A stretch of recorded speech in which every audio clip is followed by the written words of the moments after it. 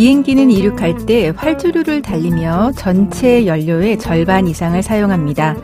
우리가 살아가는 것도 그렇습니다. 일이든 사랑이든 그 무엇이든 시작엔 가장 많은 에너지가 들죠. 요즘 유난히 힘드신가요? 그건 어쩌면 더 높이 더 멀리 나아가기 위한 준비일지도 모릅니다. 오늘도 당신의 이야기에 귀 기울입니다. 조인섭 변호사의 상담소, 저는 조인섭입니다.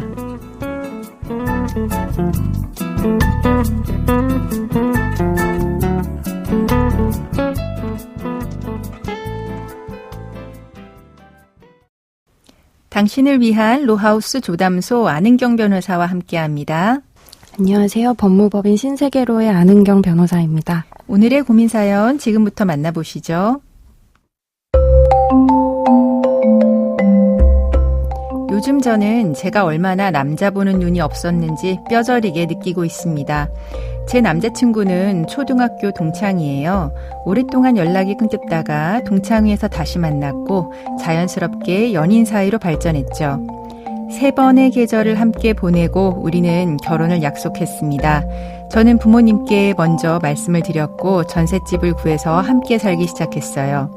결혼 날짜도 잡고 예식장도 예약했습니다. 다만 남자친구 쪽 사정으로 상견례는 조금 뒤로 미루기로 했습니다. 그런데 결혼을 준비하면서부터 문제가 하나둘 생기기 시작했어요. 남자친구는 경제적으로 거의 아무런 준비가 되어 있지 않았습니다. 생활비는 물론 전세 대출과 이자까지 모두 제 부담이었습니다.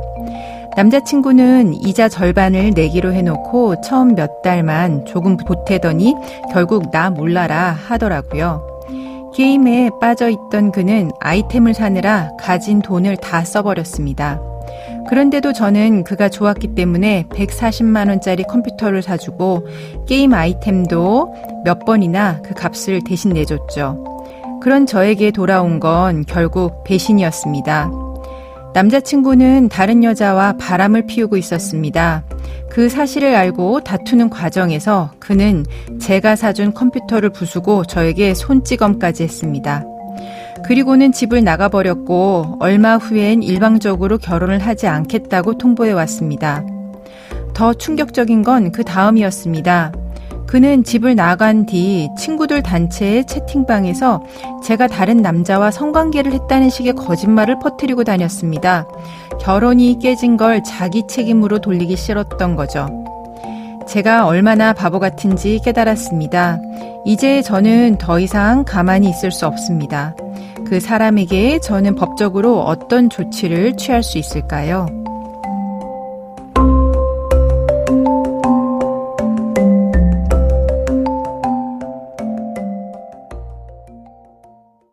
조인섭 변호사의 상담소, 오늘은 결혼을 약속한 남자에게 배신당한 한 여성의 안타까운 사연이었습니다. 지나온 날들이 너무나도 후회되시는 것 같거든요.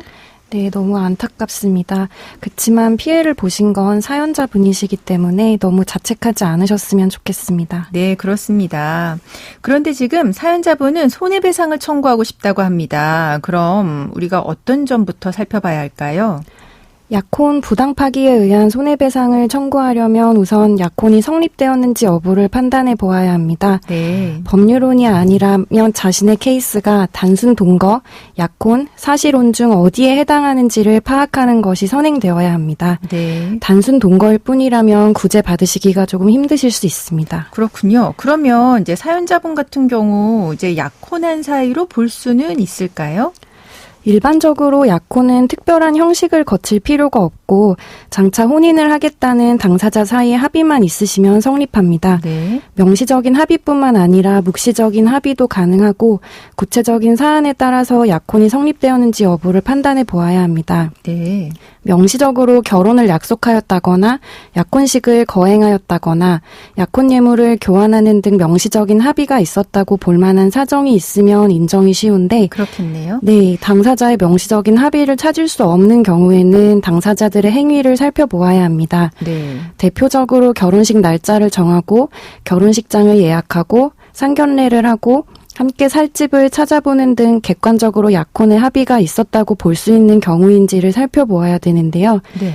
말씀드린 행위들 중에 일부가 있었다고 하더라도 약혼 성립이 인정되지 않을 수도 있고 그 행위들 전부가 없었다고 하더라도 약혼 성립이 인정되는 경우가 있을 수 있어서 개별적인 사안마다 잘 따져보셔야 합니다. 네, 그렇군요. 그런데 지금 사연자분은 부모님께 인사를 드렸습니다. 또 전셋집을 얻어서 함께 살았어요. 그러면 이제 사실혼이라고도 볼 수 있지 않을까요?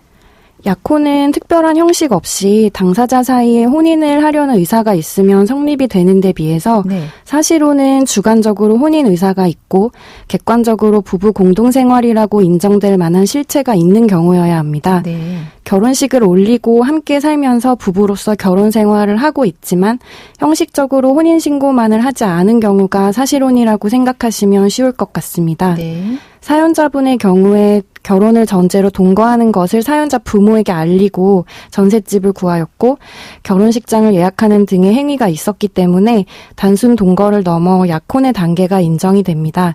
다만 결혼식을 하지 않으셨고 부부 공동생활의 실체까지는 인정되기가 어렵기 때문에 사실혼이 인정되기는 어려워 보입니다. 네, 그럼 사연자분은 이제 사실혼은 아니고 근데 이제 약혼으로는 볼 수 있는 건데요. 그러면 이 약혼이 파기가 됐어요. 이거 부당 파기로 손해배상을 받을 수 있는 걸까요? 민법 804조에서는 약혼 해제 사유를 8가지로 규정하고 있습니다. 약혼 후에 자격정지 이상의 실형을 선고받은 때, 약혼 후 성년 후견 개시나 한정 후견 개시의 심판을 받은 때, 네. 성병, 불치병 등이 있는 경우, 약혼 후 다른 사람과 약혼하거나 혼인을 한 경우, 약혼 후 다른 사람과 간음한 경우, 약혼 후 1년 이상 생사가 불명한 경우, 정당한 이유 없이 혼인을 거절하거나 그 시기를 늦추는 경우 등입니다. 네, 자세한 사유가 있네요. 네네. 이에 해당하는 중대한 사유가 없음에도 불구하고 일방적으로 약혼을 해제하면 약혼 부당 파기에 해당하게 됩니다. 사연자분의 경우 상대방이 다른 여자와 바람을 피고 이를 들키자 사연자분을 폭행하고 물건을 손괴한 후 가출하였고 연락이 두절된 채로 있다가 일방적으로 결혼할 수 없다고 통보했기 때문에 부당 파기에 해당합니다. 네. 그러면 이제 사연을 보면은 전세보증금도 사연자 명의로 대출을 받아서 이자까지 혼자 부담하셨어요. 그리고 남자친구에게는 컴퓨터나 게임 아이템까지 사주셨거든요. 이런 경우에 그러면 이제 손해배상 인정이 어느 정도까지 되는 걸까요? 사연자분은 약혼을 부당하게 파기당함으로 인해서 입은 재산상 손해와 정신적 손해, 즉 위자료를 청구하실 수 있습니다. 네. 민법 제806조인데요. 위자료의 경우 약혼에 이르게 된 경위와 과정, 약혼 기간, 약혼이 해제된 경위와 그 책임의 정도 등을 고려해서 정해지고 통상 몇백만 원에서 2천만 원의 선이 대부분인 것으로 보입니다. 네, 그렇네요. 그러면 이제 사연자분이 금전적으로 입은 손해 같은 경우 어디까지 책임을 물을 수 있을까요? 재산상 손해의 경우 약혼 해제와 인과관계가 있는 손해가 무엇인지를 살펴보아야 합니다. 네. 결혼을 전제로 적극적으로 지출하신 비용이 있다면 청구하실 수 있습니다.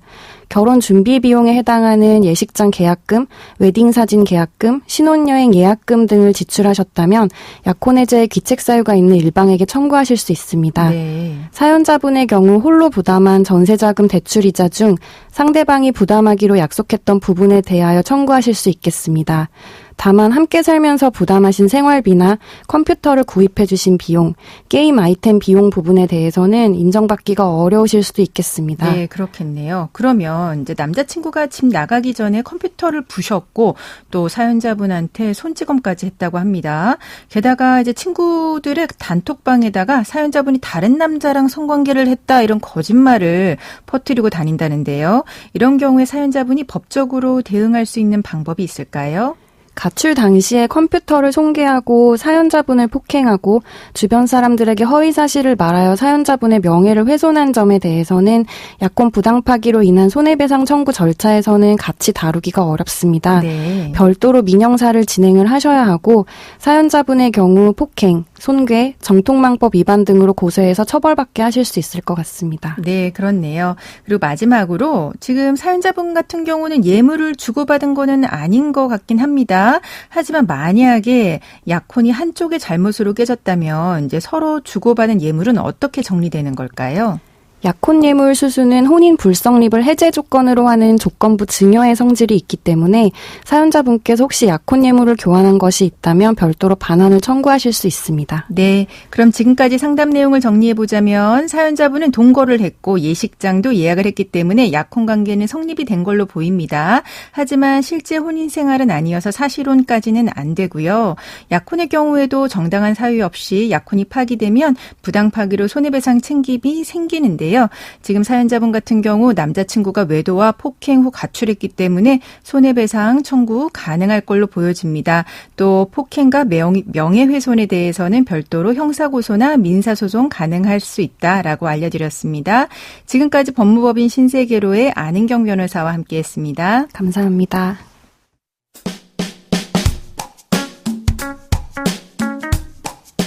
알아두면 쓸데있는 법률 이야기 알쓸법 시간입니다. 요즘엔 중고 물건을 파고 사는 앱 정말 많죠. 그런데 이제는 물건 거래를 넘어서 강아지를 며칠 맡기거나 식물에 물을 주는 일처럼 생활 속 작은 심부름도 앱을 통해서 부탁하는 경우가 많아졌습니다. 그런데 최근 중고거래 앱이 신종 반려동물 유기수단으로 악용된 사건이 알려지면서 많은 사람들의 분노를 샀습니다. 자세한 내용 살펴볼까요?